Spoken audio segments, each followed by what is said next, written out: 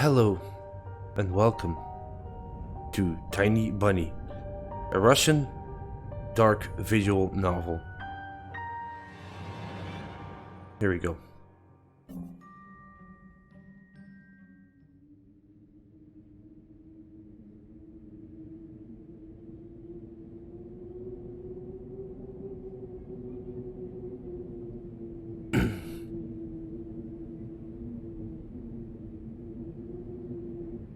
The wind clawed at my window all night long.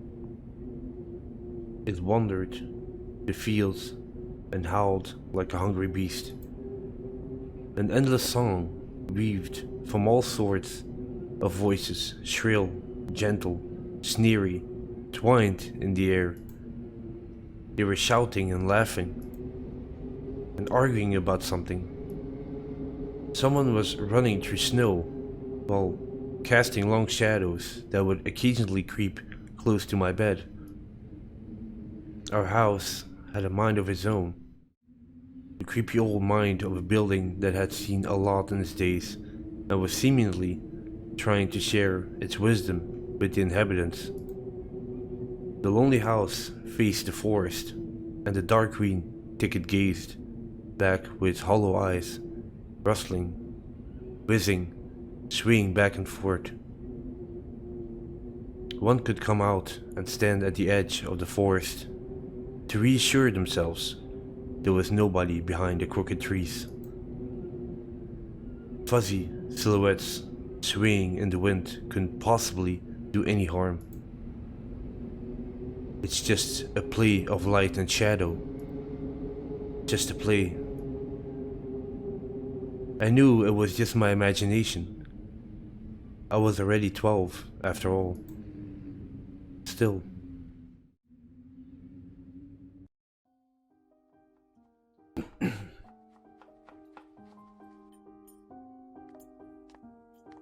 Hey, put away your book. How many times have I told you not to read at the table? It's bad for your health. Look at how slouched you are.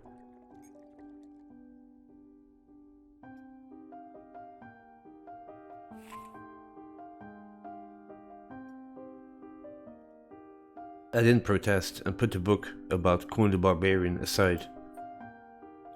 I was stuck on a line I couldn't understand after reading it 3 times anyway.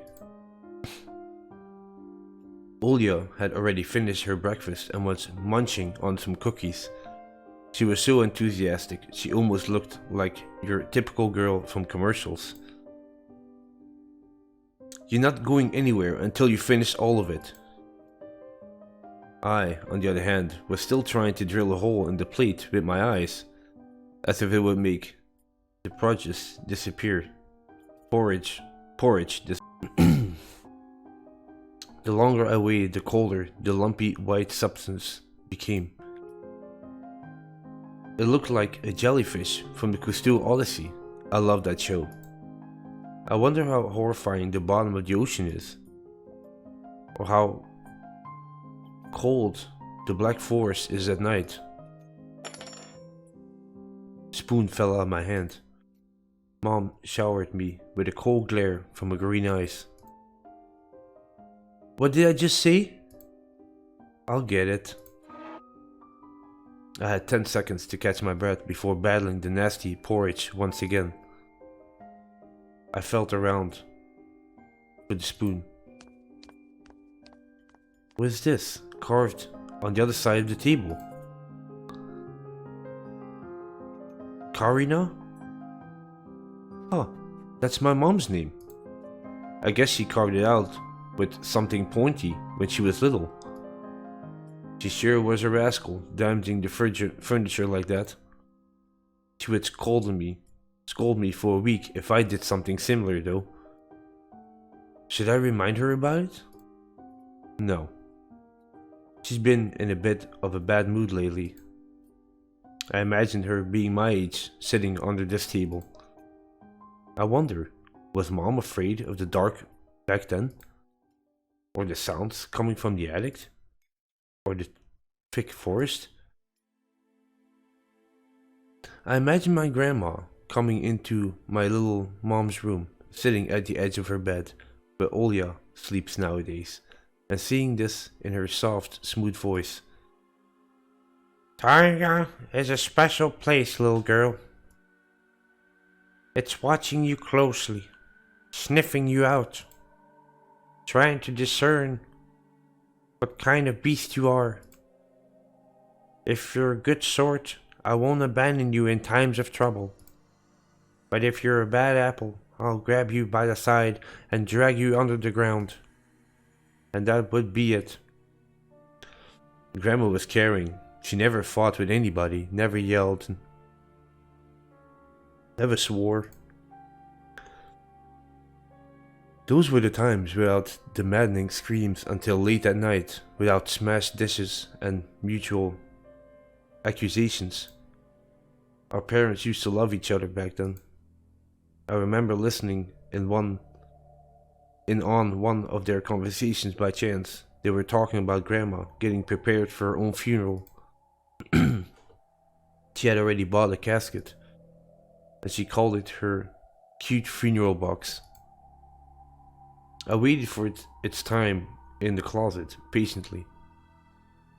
It was black, upholstered, with meat-colored material on the inside. I saw it when my grandma was getting buried. The house didn't change since the time she was alive. Only all of the photos were gone. Glass-covered pictures with grey faces of my ancestors. They all had a dead but watchful look in their eyes. I crawled out from under the table. Olya was done with her cookies and was looking at my chair like a sly little woodland creature. I turned my gaze towards the frosted window. There was a lot of dark pines outside, but it didn't grab my attention. The pattern of frost formed a picture on the glass. Olya, look! It's a fox. Where? It looked almost like those optical illusion thingies they put on the back of student notebooks. A mixture of lines at first glance, but if you blur your vision a little bit and look under a certain angle. Not outside, on the window. Look, here's the nose and here's... Hey, eat up. Yes, just a moment. I don't see anything. Hurry up, we don't have much time. Ah, there it is. But it still doesn't look like one. And I'm telling you, it does. No, it does. Stop it. These kids, I swear. Now I couldn't see the fox either. It disappeared. Went away. Only the frosty patterns, similar to the stretched out nettle leaves, kept creeping up the glass. My dad entered the kitchen with long, measured steps. I want to have a beard like his when I grow up. Mom would always ask, jokingly, "Come on, shave it off. It stinks." This was so long ago. Nowadays, rumbling doors and witty comebacks were an everyday occurrence. Olya always covered her ears whenever she hears something like, "What's the point in all this?" through the wall. "It's all for your sake," Dad would reply, "for the sake of our family." I always caught every sound in fear of hearing the most dreaded, the deadliest word that started with D. D-I-V-O. Divorce? I don't even want to finish it. It was scary to imagine that me and my little sister could be torn apart and taken into two different families. Anyway, your fox is nothing. I have an owl on my window. You and your owl talk again? You said you believed me just yesterday. Have anybody seen my car keys? I remember leaving them on the windowsill. Right. Maybe you did, and maybe not. You're a grown man. A father of two, and still. Karina, please, stop. Just let me get ready in peace. Your keys are in the basket, along with the phone. Well, thank you very much. Anton, stop making a martyr out of yourself and finish eating already. And the owl? There was no owl. But there was one. It had giant glowing eyes. Olya sprung up from the chair and placed her hands on her little face, imitating a pair of eyes, the size of an apple each, with her fingers. Last year you had Bombay in your closet, and now this owl? But I saw it. Olya shifted her gaze back and forth from Dad to Mom to me, but couldn't find any support. Have you thought about befriending it? You know, like feeding it with imaginary mice. Don't bully her, girl. She's just afraid to sleep alone because she's still little. Olya pouted her lips in rebellion and rushed into the hallway. The staircase that led to the second floor creaked. Mom gave Dad a strict look. Oh, look in her eyes. It's so uncomfortable to be pinned under it. Dad just snored in reply and left, ringing with the keys he just found. A minute has passed and the theme song from The Little Mermaid echoed through the house. It was stored on incredibly worn out cassette tape, which Dad already had to glue together once. It's so easy to fix objects by gluing them back together, for example. But how do you fix a relationship? Mom moved to the living room and I was alone, anxiously stealing glances at the window. Olya had trouble sleeping ever since we moved to this house. She would toss and turn or curl up into a ball under her blanket. Sometimes she would jump up in the middle of the night and turn on the VCR. Cartoons helped to take her mind off all the troubles we had with the move and our parents. And then Olya said she saw that giant flying monster outside her window. She became obsessed with it. Our parents did everything in their power. They tried every little trick to get rid of those ridiculous fears. Olya refused to sleep alone and didn't believe that the owl was just one of her nightmares. After tonight, I was unsure what to make of my sister's words, what to think of it myself. Can nightmares be infectious? Just last night, I couldn't get a wink of sleep and ended up thinking of what to expect in my new school. There were a couple of days left before the beginning of a new term. My imagination drew long twisting hallways that led to a classroom full of kids.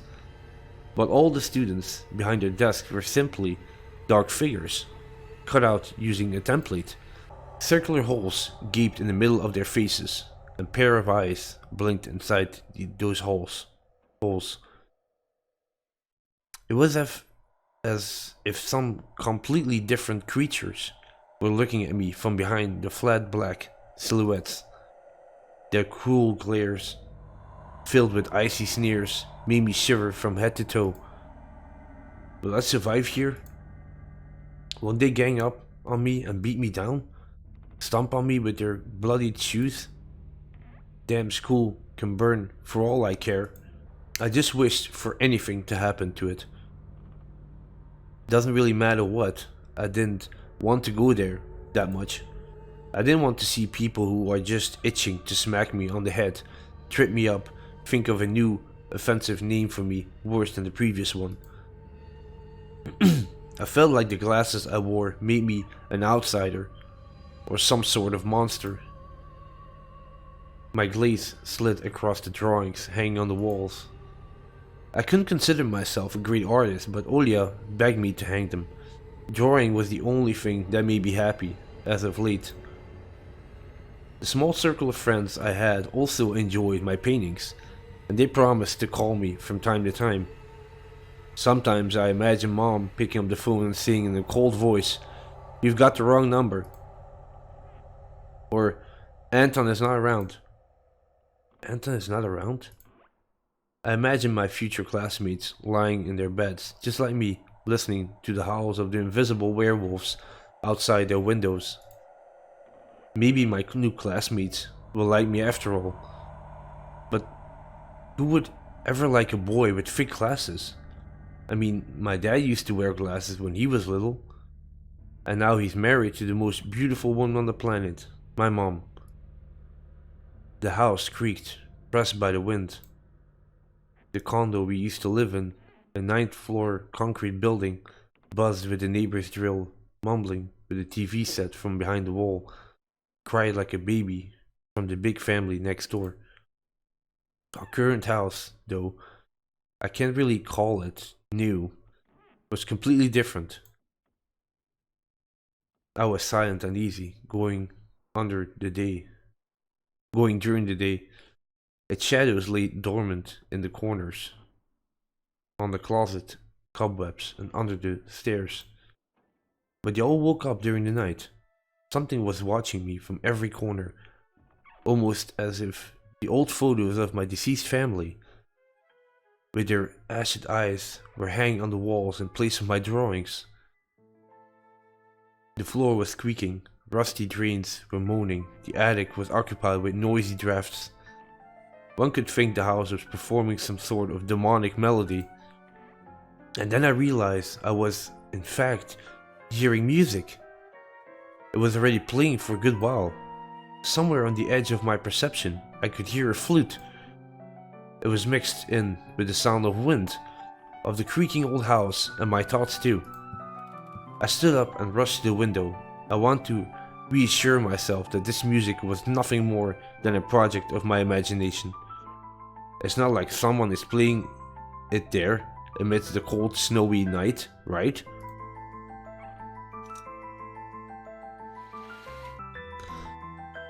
Someone was dancing in the fields. Black silhouettes I could barely make out, with the dark forest as their backdrop. They jumped around, basked in moonlight, bumped into piles of snow, rolled around and crawled on all fours. Stories about wolves playing under the moon came to mind, but these were clearly not wolves. They stood up, upright at times, circling around, holding hands and whipping up snow, disappearing into the shadows for a brief moment and then coming back. Something bizarre was going on. Shadows dancing in the starless abyss made my imagination go wild, making me anxious at the same time. Suddenly, the music had stopped. The dancing shadows froze in place and, I could swear, pierced me with their eyes. One of the silhouettes immediately parted from the bizarre shadow carnival and sprinted across the field with giant leaps. It glided on squeaky snow without leaving any prints, until I was devoured by the pitch dark shadow of my house, which became even darker and thicker. My heart jumped around like the bird inside a cage. I shut the curtains with a swift movement and stepped back towards the bed. They saw me. A freezing torrent of fear washed over me. I stood in the middle of a perfectly dark room and listened to some unwanted guest move and scrape around looking for an entrance. The sound moved to the right, then circled around the house. Now my guest should be at the front door. I jumped into the bed and covered myself with a blanket, as if it could protect me. Shackles of fear locked my muscles. I remember the funeral, my grandma lying there, hands crossed on her chest, her facial features sharp like that of a tin doll, ants running up and down the legs of chairs that held my grandma's casket. I imagined those little creatures climbing up onto her head and pulling her eyelids with their tiny legs. Then her wrinkly eyeballs would once again move inside their sockets and she'd be able to see her grandchildren. I was chanting the spell she taught me throughout the whole procedure. And now, lying under the blanket, listening to the squeaks and howls, I was repeating the same words. On the island of Bulan, Underneath the blemished sun, in the sea of colored blue, stands a cabin made of wood. There lay lard and ashen hair for the spawn from devil's lair, to feast and always leave alone God's faithful servant named Anton. Evil, leave this house must. Ashes to ashes, dust to dust. Bizarre sounds had disappeared. I cautiously peeked out from under the blanket and saw curtains waving around like a hangman. And then the night doused me with a new portion of boiling terror. The sound scratches at my eardrums. In reality, something or someone was scratching at the front door, clawing at wood, demanding to be let in. The door was shut. Dad had become very cautious recently, so he installed a sturdy lock. I remember him staring at the forest intently, as if he was looking for someone. Ashes to ashes, dust to dust. I hugged my knees, placing my chin between them, and drilled the door with my eyes. I was still flimsy and weak before the might of darkness. And then the doorknob twitched slightly. Then it turned halfway, once, twice, as if the person who tried to enter had no hands. Doorknob tilted once more and then started clicking violently. My jaw cramped from fear. My wet fingers clenched the blanket. Door creaked and opened. The wind taunted me, moaning inside the tin drains. Now, you'll see. The door was wide open. Darkness writhed inside the carnivorous mouth of the doorway. Two. Knee. It was as if the night itself was calling out to me, flapping its black wings, squeaking with rusty hinges. I was trembling and snared by the web of darkness that hung in the corners of my room, waiting for the one who weaved it to come out of the gaping black hole. Johnny. My abdomen tightened and my chest rose up, ready to exhale a desperate scream. But before I was able to do anything, the darkness asked me, Tony, you asleep? My sister's pale face protruded from the thick shadows. I almost screamed from relief. Olia? I'm not sleeping. Did something happen? Olia frowned and sticked out her lower lip, a clear sign that she was about to cry. It's there again, staring at me. Shoo her away, Tony. Please. I'm so scared.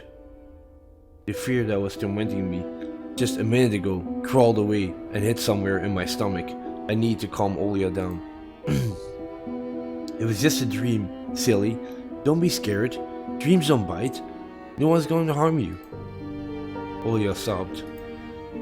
She was trying her best to believe me. But was I sure myself? I have an idea. Let's go to your room and watch the video, Sleeping Beauty, for example. You like that cartoon, don't you? Why does the Sleeping Beauty have a prince and I have the scary bird?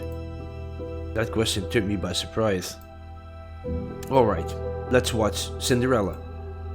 My thoughts became tangled, fuzzy. What was that? What studied me with its eyes while dancing furiously under the moon. The darkness was clinging to the window, and it couldn't be fooled by Grandma's old chants. It couldn't be satisfied with a feast of lard and long ashen hair. Tony, you coming? Yes, just a moment.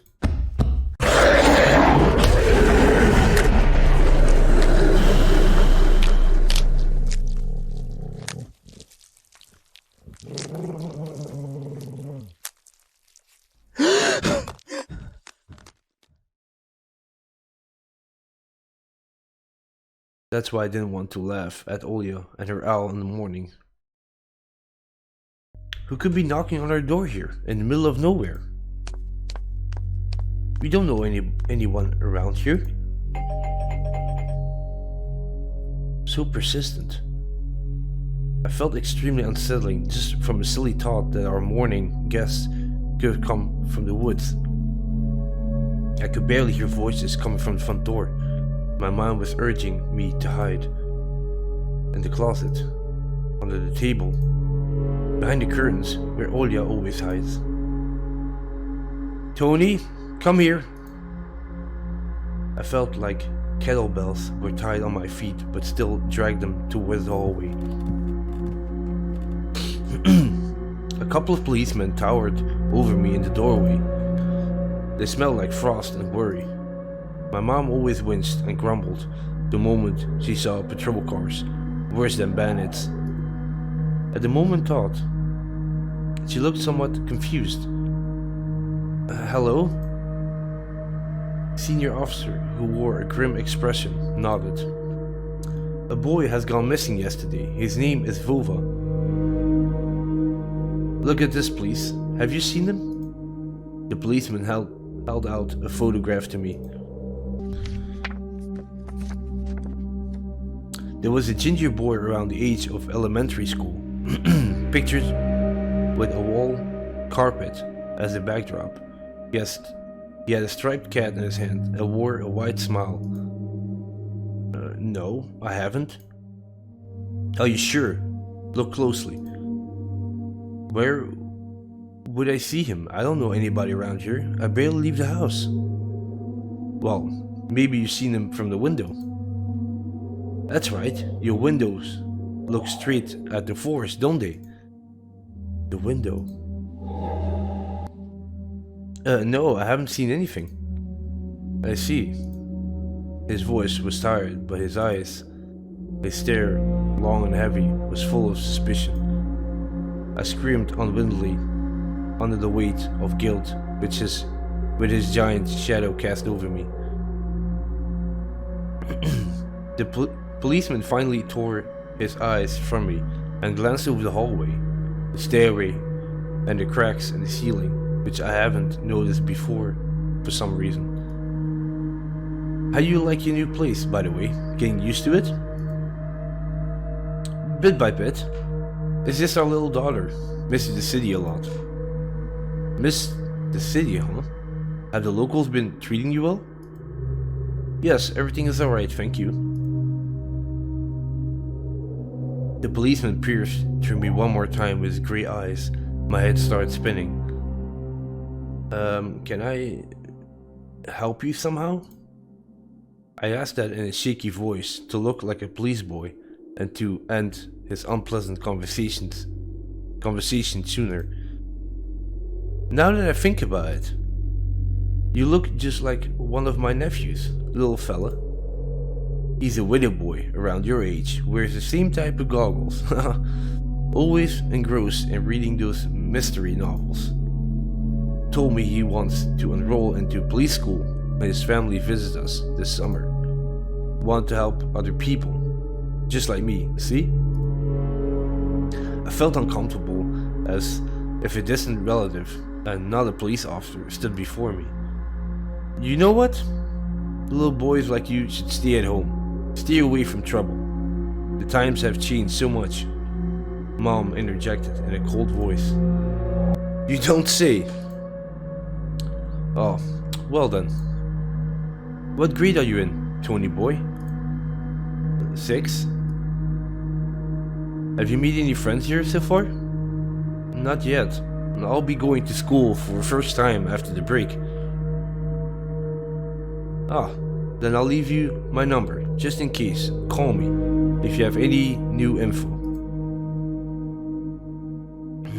The policemen were going along with their shadows, the smell of cheap cologne and the photo of a smiling boy. His face still stood before my eyes. I thought about what he felt being all alone right now, there. For some reason I imagined the forest swinging in the wind. What did his poor parents feel? What would my parents do if I'd gone missing? Would they cry and trash around hysterically? Or would they accuse each other, like they always do, and eventually forget about me? Mom, this Vova, did he go missing in our forest? It seems like it. Poor child. I looked out the window at the road. The police, UAZ, drove off towards the village. The officer's nephew came to mind while I was splitting off old paint from the windowsill. I remembered all the teenage mystery novels from the Black Kitty series I read this summer. Your average boys and girls investigating all sorts of mysteries here, there. They looked for clues, spied on suspicious people, and after a set of amazing adventures, bam! Solved any complicated case. They became local celebrities and must have made their parents real proud. I noticed a trail of policemen's footprints that led to the forest, and then it clicked in my head. Why don't I start an investigation on my own? Maybe I'll find that lost boy. And I'll get my reward. Olya will be so happy. And not only Olya, Mom and Dad too. Maybe they'll even forget about their quarrels for a while. Maybe they'll even save us from the D word. I fantasized about buying Olya a Tamagotchi and getting a cassette player and a bunch of tapes for myself and a whole box of Kinder Surprise. When was the last time our parents bought us any toys? Last autumn, I think. My dad had lost his job at the time. There's that annoying song about it. I had little to no idea what was the accountant's job like. They counted money? Neighbor used to envy us. But nowadays, Mom and Dad barely had money to afford sweets, and Dad would always divide a single chocolate bar between me and Olya. Sometimes I gave her my share, too. No matter how much I wanted to eat sweets, she was still a pipsqueak. I couldn't wait to go out looking for clues. I'm going outside. Yeah, right. You want the police to go around with your photograph next? The forest is too thick.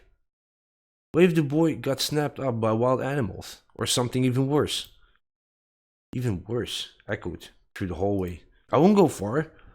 I'll stay away from the forest. Did you hear what I said? Or should I repeat myself? You better pack your school bag, or go play with Olya. The sound of splashing water came from the kitchen. It meant that the argument was over and Mom had the last word.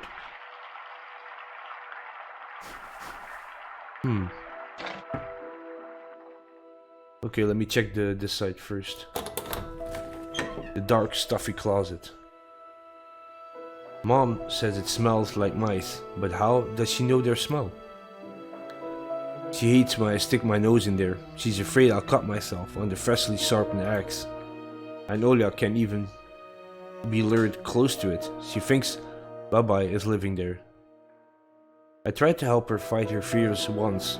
I opened the door and turned on a dim lamp, so she would see there was nothing but cobwebs, Dad's tools, and scratched walls. She still didn't believe me. And I liked to hide in the closet and listen to Olya count outside. 1, 2, 3, better hide from me. And then drag her feet on the creaking floorboards, hoping that she would need to look for me in the cramped monster's den.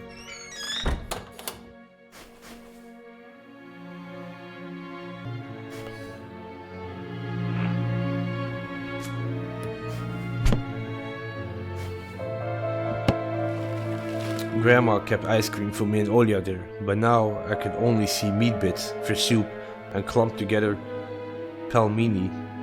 I grew to hate them already.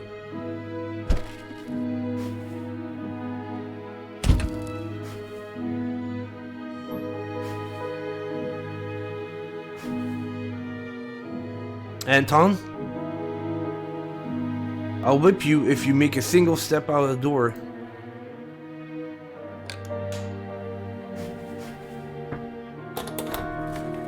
Anton, get your ass out of the closet immediately.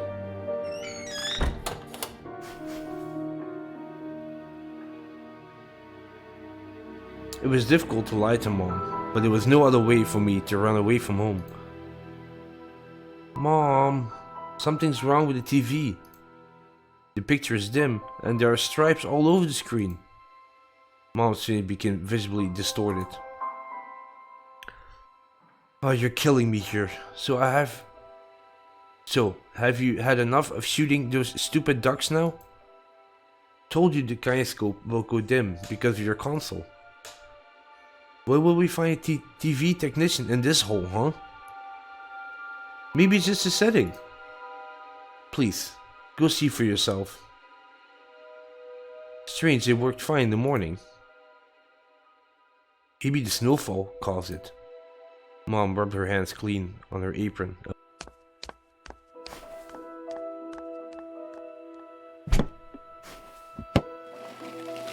Mitsubishi soup and pack of palmini.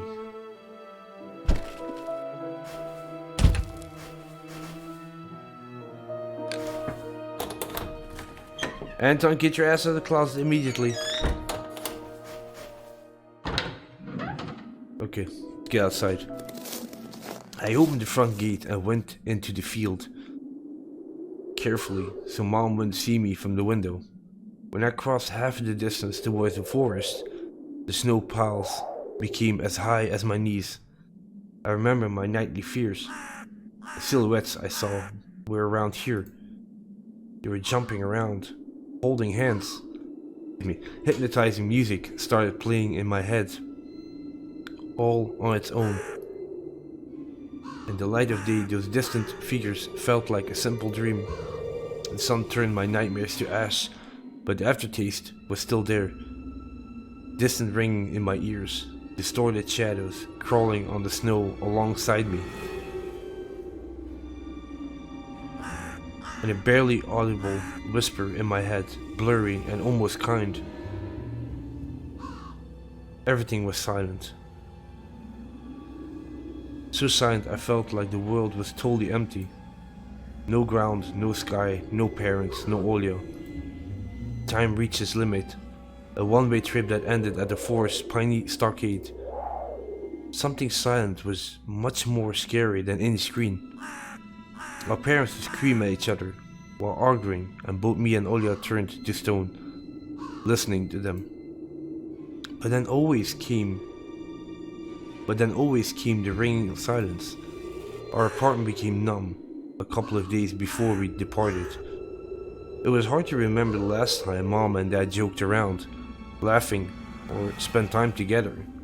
Almost like all of it was in a previous life. When they kissed with Olya present, she always frowned and snorted in a funny way. But one day it all changed. Something important had left our home, and something scary filled the remaining void. It was a fire broke up, and our parents were hurriedly packing our belongings, trying to save themselves and us. From who though? From the people with dead cold eyes, who sometimes visit us in our previous home? The eyes that only saw balls of worms on the black ground and everything. And somewhere far away, a siren was going off, trying to warn us of the coming menace. I shuddered, chasing away my delusions, and looked around. There were only me, this white field, and the wind that was whipping up icy dust and belts of powdered snow. I squinted from the sun and turned my eyes to the sunless forest. It looked especially dark in contrast with the blinding whiteness. Knobby tree roots slithered under the snow like fat snakes. Rotten leaves and corner figures needles froze into the ice. Dry, prickly branches intertwined bring up uncomfortable thoughts about fences. Were they protecting the forest? Or were they keeping something from breaking out? Some object was hanging from one of the pointy branches. I tried to get closer, drowning in snow, and when I almost got to the edge of the forest, I saw a knitted mitten. It looked like a wounded bird among the hungering semi-dark. Should I take it to the police? Their senior officer looked gloomy, but he still reminded me of Captain Casanova from my favorite TV show called The Streets of Broken Lights. He was also always anxious, with a tired look in his eyes, but still brave and strong. Will this mitten help them find the lost boy? Vova! I heard a distant shout. Looked like it came from the river. Vova! As if the trees were calling out to someone. Vova. You sounded closer to me. There was someone standing there, behind the trees, hiding.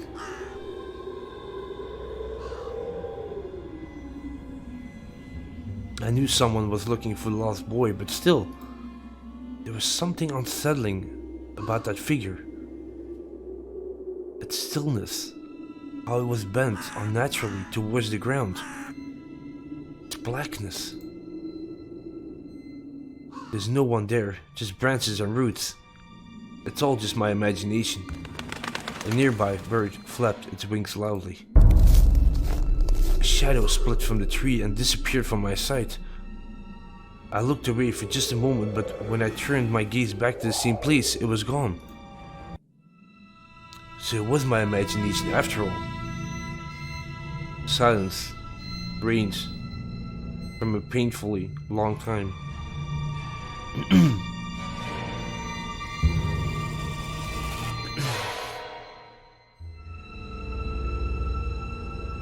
My muscles were tightly sprung, my heart was beating somewhere in my throat. Any noise, any little movement, any small whisper from the thicket and I'd sprint. But nothing of the sort happened. I looked at the mitten once more.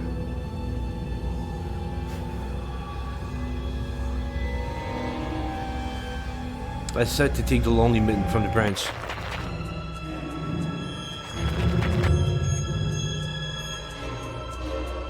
Over.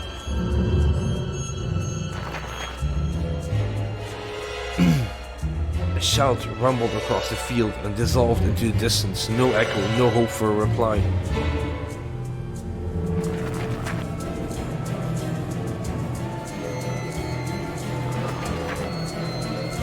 I stepped towards a bristly tree and tried to claim my find.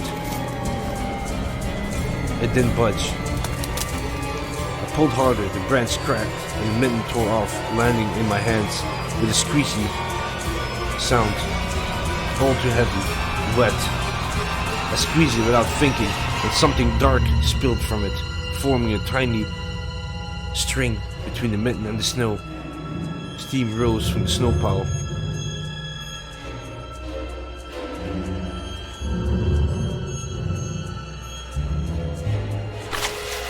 I froze in place, studying my palms in disgust. Red? Sound of cracking. Branches invaded the silence. I didn't have to think twice before running away. Someone was chasing me from the darkness, breaking pine branches, closing the distance with giant leaps. Snow was slowing me down. Crazy thoughts flew through my mind. I'll get caught.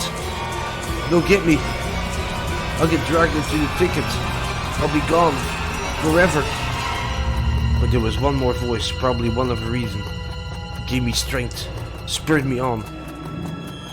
You can do it. Don't stop. I heard an animal roar behind me. It was so loud my ears went numb. It felt like the sound had come from a pack of hungry beasts rather than a single one. Their nostrils sucked into freezing cold air. They sensed my fear. Two giant wings flapped above my head. An enormous shadow flew over the clearing. A hoot, a wheeze, The roars were coming from all directions now. From the dried up raspberry bush, from twisted pines, from under the windfall. Harry, run, don't look back. I felt like I was inside a nightmare. The snowy clearing became vicious like quicksand. I was stuck in place. I pulled my leg from the mushy trap just to be caught in a new one, even deeper than before. I continued to drown, sinking deeper and deeper with every desperate push. Was snow ever this sticky? I screamed in horror after realizing this wasn't snow. Someone or something in the snow pile was clutching my pants.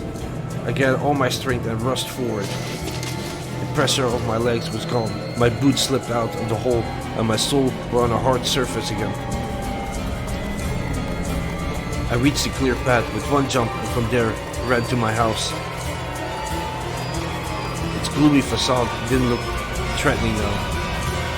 That house was on line defense from the shadows that flapped their wings and the creatures that were hidden under the snow. I tripped over the doorstep and smashed into the door. In all my hurry I still managed to notice the claw marks, as if a dog was striking the woods with its paws, demanding to be let in so it could escape the cold.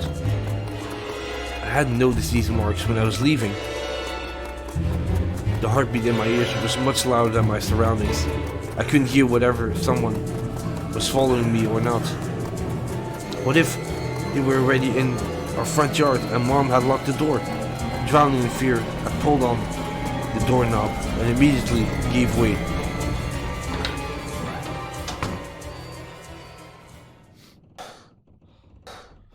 I rolled into the hallway and shut the door behind me. Porch planks creaked as my pursuers ascended the stairs. My fingers slipped off the lock and I couldn't click it into place. I gritted my teeth and pulled hard on the front on the iron knob, whipping it between the boards. I stared blankly at the door. Someone was standing on the other side of the pitiful, flimsy barrier that was probably less useful than blankets. Wheezing breath reached into the house and crashed at me in waves. It smelled of pine and sweet. Mom peeked out of the kitchen, chastised me with the same frigid voice she always used when talked to Dad. What exactly didn't you understand when I told you to never slam the door? I didn't mean to. I snuck a glance at the door. The smell was gone, and the breath was too. If there was someone in the first place, of course. Here, mere 5 meters away from Mom, my fear was slowly weakening, melting like snow in spring, and within the last bits of strength I had left my body too. My legs gave way. I propped myself up against the wall so I wouldn't fall over. Mom's expression had changed immediately. The cold mask of strictness and detachment was gone. Mom looked the same as before all those quarrels. She saw my condition at last, my wet pants plastered with snow. Where have you been? What did I tell you, hon? I told you to stay home. Am I nothing to you? Too? I got afraid she would cry. I reached out to her like I was very little and wanted to cuddle her. Or I want her to cuddle me. But Mom regained her composure fast and put on her usual face. Her eyes shined like steel. Her voice rang out. Your dad can't find his cigarettes. Be honest, did you snatch them? Were you smoking in secret? There was someone chasing me. I thought. I started as soon as I started explaining myself. Tears welled up in my eyes. Mom leaned towards me and sniffed my clothes like a beast, searching for the smell of tobacco. Then she squinted her eyes in suspicion and looked into the front yard. Her expression changed in an instant and she covered her mouth with her hand. Look, over there, at the fence. My heart started thumping as if I became prey once again and my pursuers was following me in the field. I could swear I heard something scratch at the door, just like in my nightmare. Mom beckoned me with her fingers, and I gathered all my remaining bravery to look into the kitchen window, facing my fear. I could barely discern some hairy silhouettes swimming in snow through the icy winter pattern on the glass. Dogs. Just a small pack of strays, with no name or owner, barely reminding of the hungry monsters that lived on the edge of the forest. Oh boy, were you scared of them? I think they'd rather be scared of you, Anton. They were chasing me like a bunny. And what if the rabbit? The smile had slowly disappeared from Mom's face. Now she looked at the dogs as if it was her first time seeing them. What if they attacked Olya? Mom? I wish your dad could just shoot them all. Mom, look. They're alive. Huh? What? Are they your friends or foe after all? Make up your mind. You're not a little kid already. Mom sighed in eloquence, and I felt so bitter that I bit my lower lip and fixed my gaze on the cobweb-ridden corner. Whelp, some detective I am. In reality, I wasn't risking my life among monsters, but rather my pants among a pack of stupid strays. What for? What use do I have for this? Mitten? Of course. A dark and sticky mitten that belonged to a lost boy made a squishy sound in my hand. Seems like I was clutching it the whole time. That's my trump card as a detective. I hurried to present this clue to my mom. Mom, look. It's Vova's mitten. That boy the police was asking about in the morning. It drenched in blood. I found it hanging on a tree. I can show where. Let's call the police like the officer told us to. Mom, look. Ooh. A shadow of doubt slowly crept onto Mom's contorted face, as if she was trying to remember something distant, like someone tries to remember their dream, but the images slip away. Stop it this moment. Olya will go insane if she hears you. She already had trouble sleeping and whines all the time, and you joke around like this? At that moment I realized the mitten was actually wet from snow. There was no blood whatsoever. I wanted to sink through the floor from embarrassment. Come here, my boy, who cried Wolf. Oh, don't just stand there. Come take your pills. A golden colored pill, reminiscent of a dead wasp, fell into my palm. I already took one during the breakfast. Don't talk over me. I told you to stay home and you... Dad would give you a good whipping for that. Come on, take it, or you won't be able to sleep at night, and you have school tomorrow. So I had to swallow the bitter medication, drinking it down with similarly awful water that gave off a taste of chlorine. Maybe it wasn't Vova's mitten. Maybe it wasn't a mitten at all. Just like the forest monsters and Olya's owl. Am I going mad? What's happening to me? Either the pill had an immediate effect or my overexerted brain didn't let fear inside anymore. Serenity washed over me, bringing yawny indifference along with it. Anton, you done? See, you can do it when you try. Take off your coat. Are you asleep?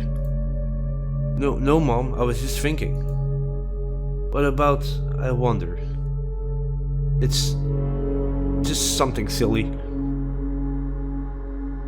Mom scrutinized me with suspicious eyes, as if she wasn't sure she was looking at her own son and not some doppelganger that came from the forest. Is everything alright? You had the same exact expression when the policeman asked you about the window. I'm alright, Mom. She heaved a big sigh. Fine.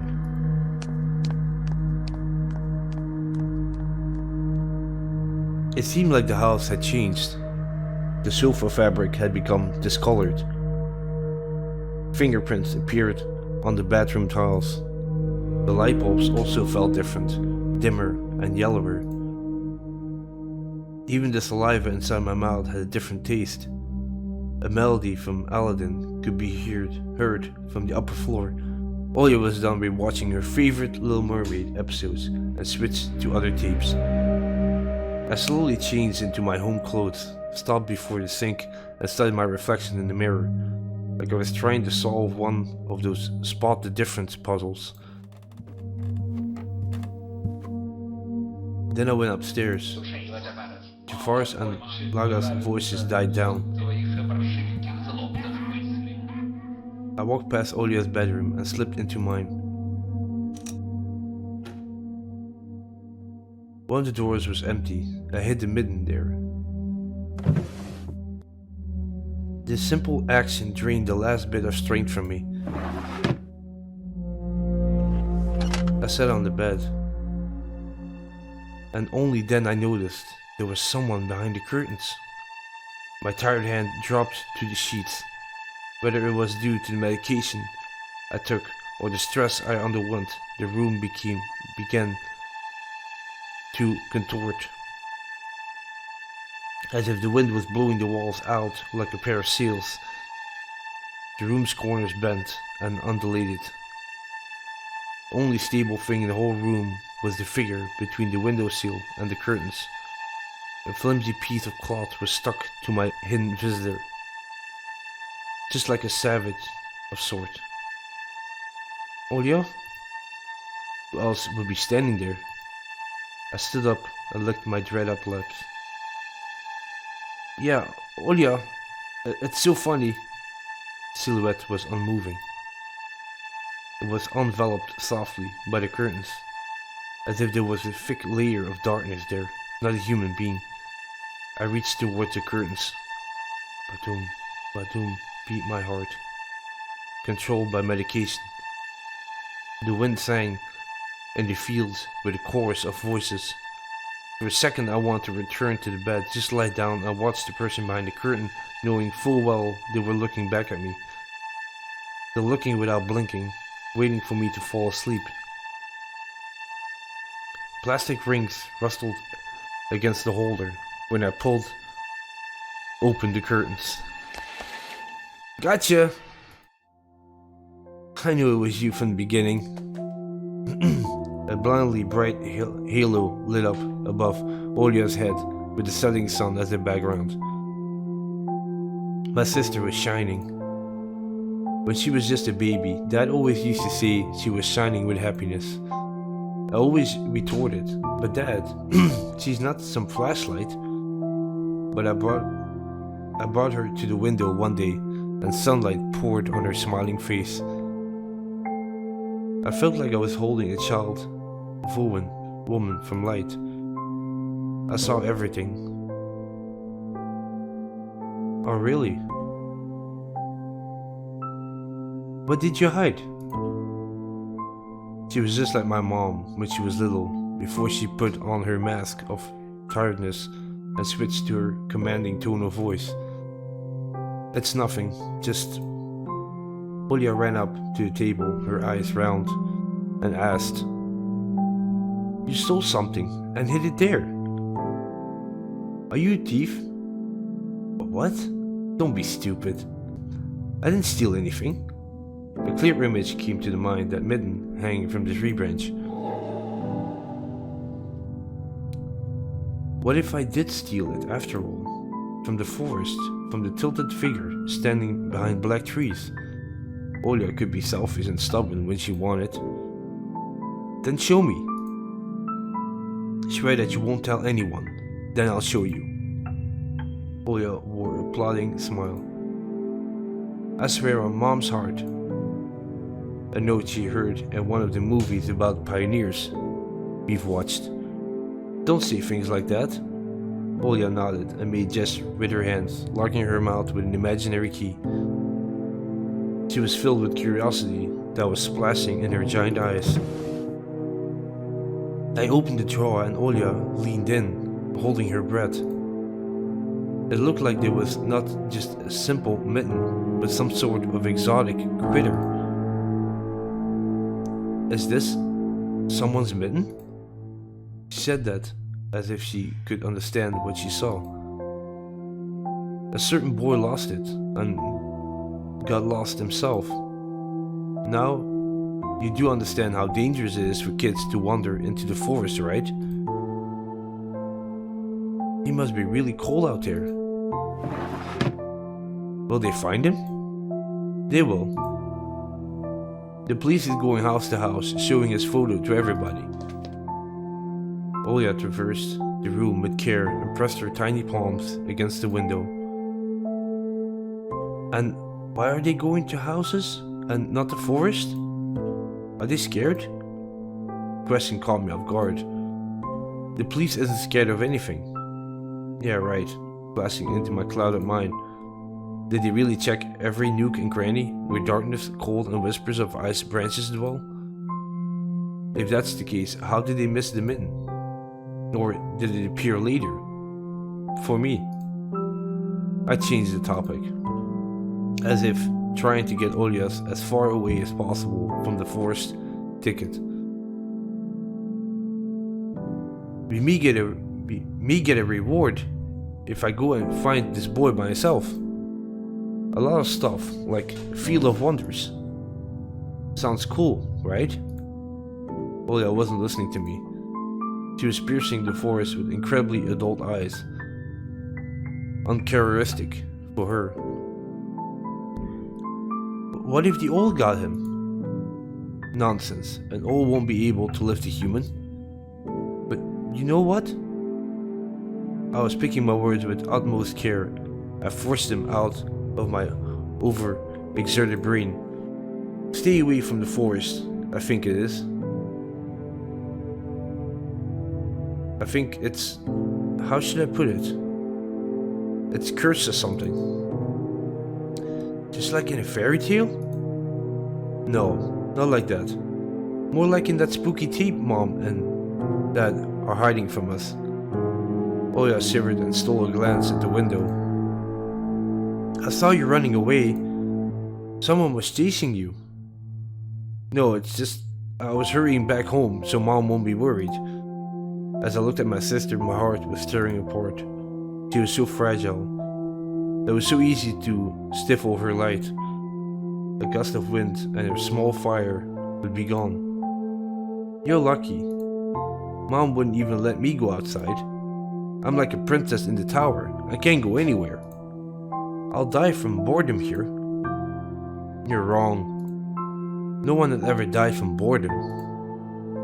And you have me and your cartoons, and Mom and Dad will be good to each other soon.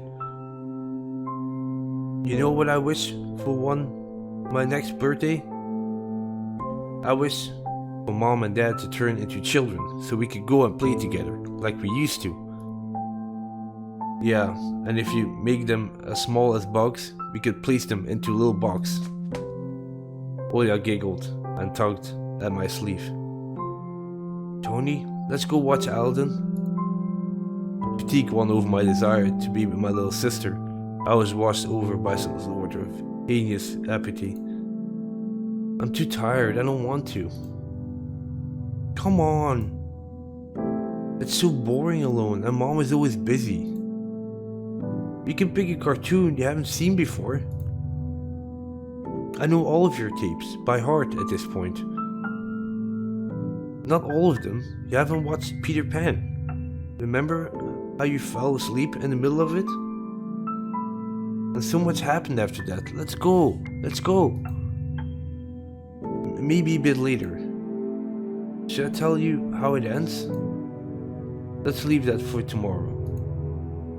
I won't tell you tomorrow. I know. Let's play hide and seek. No, Olya. Then draw me a dino. Olya, please. Draw it. Draw it. Will you leave me alone already? I blurted out without thinking, and then I was immediately taken aback.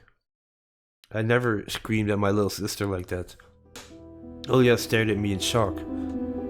Her lips started trembling, precursor to tears. My chest was seething with disgust and embarrassment. What happened to me? I hurried to prevent Olya from crying. Alright, you win. Let's go watch cartoons for a bit. I don't want to. I came up to her, put my hand on her soft head. Let's go. Let's go watch Peter Pan. Boo, you fall asleep again.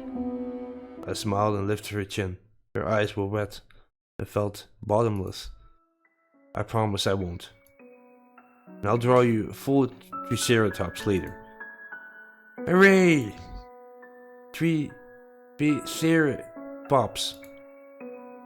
Well, close enough. Olya rubbed her eyes with a sleeve on her pajamas, and a shining smile returned to her face. I'll go ask Mom for condensed milk and bread, and you rewind the tape. The bread is fresh, just how you like it. Alright, just be careful not to spill the milk, or you'll be yelled at again. Wanna bet I won't spill it? Tape is somewhere in the nightstand. Look for it. Olya disappeared into the doorway, and I dragged my feet into the near, boring room.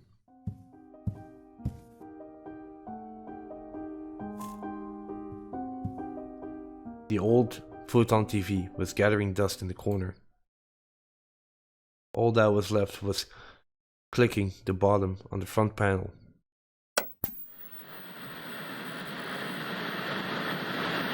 The tube warmed up and familiar white noise started dancing on the black screen. I almost reached out to turn on VCR when the noise calmed down and the blurry image appeared for a moment. It was a dark taiga forest, just like the one outside my window. The picture split the screen in half. Something creepy resembling human speech was coming out of the speakers. Just a few minutes later, the scenery was again overshadowed by noise. Did I catch some rough signal? Local TV station only really showed Soviet cartoons, and even that was pretty rare. And only just recently I used to always watch Robotech before school. It was still awesome. Maybe I should tinker with the antenna. What if I catch this channel again? On the other hand, Olya had asked me to find the tape. I wouldn't be nice to disappoint her, but in my sleepy state, I didn't have the strength to do all of it.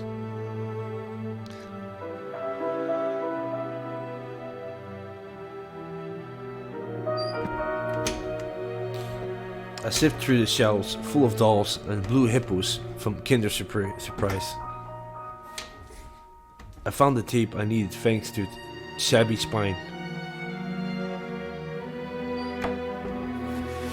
I got the black rectangle from its box. The tape inside it rustled while rewinding to the beginning. This rustle was lulling me to sleep. Drowsiness attacked me while I was squirting before the TV. Images whirled in my head, me and Olya flying up the forest, tumbling in the soft clouds.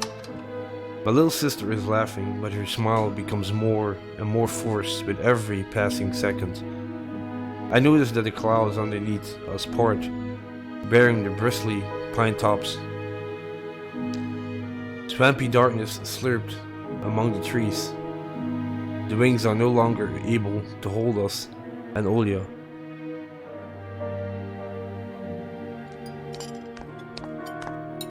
You haven't started without me, have you? My sister brought a tray with unevenly cut bread and a whole can of condensed milk. I rubbed my eyes. No, come, sit. Mom and Dad are arguing again. They're going through rough times. Rough times are lame. I screamed. Wendy was hiding Peter Pan's shadow into the dresser. Olya was entertained by the cartoonish dog Nana. Maybe Mom and Dad will buy us a dog too. Yeah, right. I have my own dog in Neverland, and a cat, and a parrot. Olya smeared a slice of bread with a thick layer of condensed milk and handed it to me. Have you lost all of your baby teeth? Obviously. Olya frowned, deep in thought. Peter Pan has baby teeth. What if they won't let you go to his land with adult teeth? Well, think of something. Well, ask Dad to alter your age in the passport. And why would Dad forge documents? Olya took a bite of the sandwich and started talking with her mouth full. He did that before. You'll grow ears as big as Dumbo's. Olya got worried and touched her ear. I smiled to myself. My little sister was silent now. She just devoured bread, watching the adventures of Peter Pan, Tinkerbell, and James Hook. As if she got sucked into the fairy tale Neverland. To be honest, I also imagined myself there, in a land where no one never ages, where no one argues over little things, where no one listens to fights and the sound of broken plates at night. It felt like I was dreaming with my eyes still open.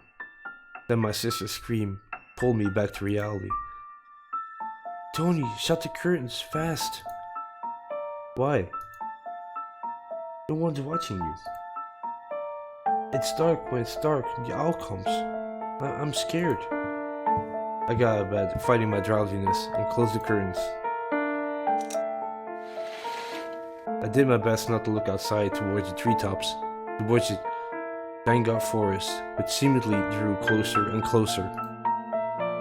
Of course, it was just a visual effect from shadow and branches scraping the snow. Tony, Mom thinks I made the owl up, and Dad too thinks I'm a liar since I'm small. But the owl exists. Honestly, it does. You do believe me, right?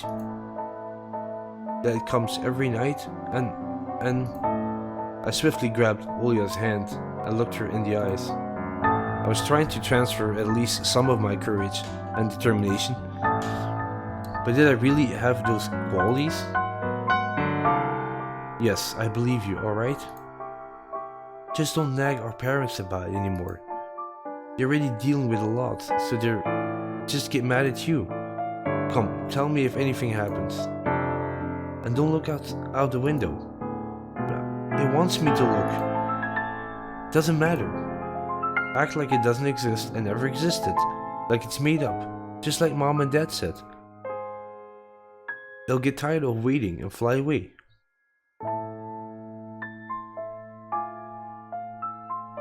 It was madness, but after everything that happened recently, I was more and more inclined to believe Olya's owl existed.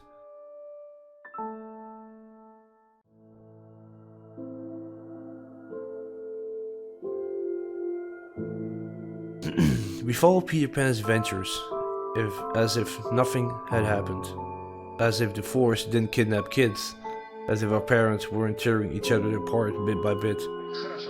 Captain Hook was running away from the crocodile, and Captain Pan was headed to London on a gilded sailboat. By some miracle, it lasted longer than my little sister. Olya's eyelids had dropped. She started snorting lightly, resting her chin on the side of the bed. I stood up and left Olya's room. I was looking out the window, studying the field, when Mom peeked into my room. Enough playing around? It's your first day at school tomorrow. Go to bed, you should sleep properly. You don't want to be teased for being sleepy, right? Adults think everything is so simple. As if sound sleep would ensure my classmates would like me. I covered myself with a blanket up to my neck and listened to the house humming, to something invisible rustling in the corners. My inner voice had a question for me. Do I want to hear that mysterious flute again? Yes or no? Maybe it's just a part of me, of growing up, and I can't fully understand my own desires. The forest wheeled behind the buried that were my walls. Some ethereal entity wandered the fields. The branches shook, as if calling for me. The wind howled on in the night.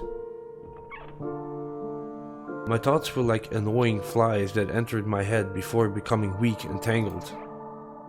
I didn't notice how I fell into slumber.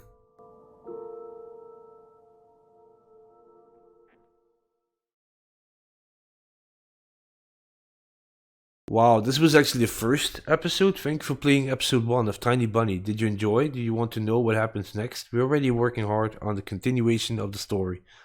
Wow, okay. So I thought this was just one. This was a full game. It's actually just it's episodes. Okay.